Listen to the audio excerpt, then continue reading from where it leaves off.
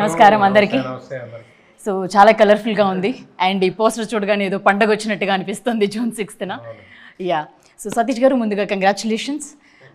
శతమానం భవతి లాంటి block buster హిట్ని మా అందరికీ ఈ రోజు కూడా ఒక ఫ్యామిలీ ఎంటర్టైనర్, అందరూ కూర్చొని ఫ్యామిలీ చూడాలి అని అనే సినిమా అంటే ఫస్ట్ ఆప్షన్గా శతమానం భవతి ఉంటుంది.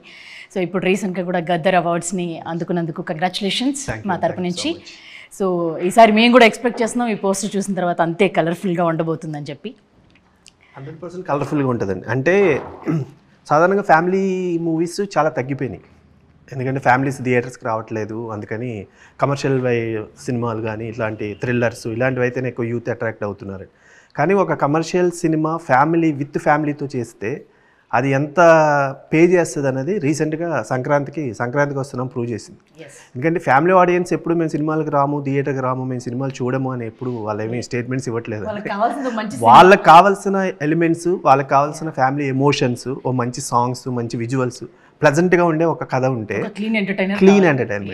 ఎందుకంటే మీరు ఇందాక మెన్షన్ చేశారు శతమానం భవతి అని. మేము శతమానం భవతి రిలీజ్ చేసినప్పుడు ఒకవైపు ఖైదీ నెంబర్ 150 ఉంది చిరంజీవి గారిది, ఇంకోవైపు బాలకృష్ణ గారి గౌతమిపుత్ర శాతకర్ణి ఉంది. అయినా కూడా మా శతమానం భవతికి ఫ్యామిలీ ఆడియన్స్ అందరూ వచ్చారు, బ్లాక్ బస్టర్ చేశారు. సో మంచి సినిమా, ఫ్యామిలీ అందరూ వచ్చి చూసే ఎంటర్టైన్మెంట్ సినిమా, ఓ ఎమోషన్ ఉంటే డెఫినెట్గా వాళ్ళు వచ్చి ఎంకరేజ్ చేస్తారండి. టీం మొత్తం చాలా కాన్ఫిడెంట్గా ఉన్నాం, ఎందుకంటే ఈ సినిమా డెఫినెట్గా ఫ్యామిలీస్ వచ్చిన వాళ్ళు స్టిల్ ఎండ్ వరకు కూడా ఎంటర్టైన్ అవుతారు, ఎమోషన్ అవుతారు. క్యారెక్టర్స్ అవును మా పక్కింట్లో ఇలాంటి కుర్రాడు ఉన్నాడు అనుకుంటారు, సో మా పక్కింట్లో ఇలాంటి అమ్మాయి ఉంది అనుకుంటారు. సో డెఫినెట్గా టీం అందరం చాలా కాన్ఫిడెంట్గా ఉన్నాం. 100% ఫ్యామిలీస్ అందరూ వచ్చి చూసి ఎంజాయ్ చేసే సినిమా.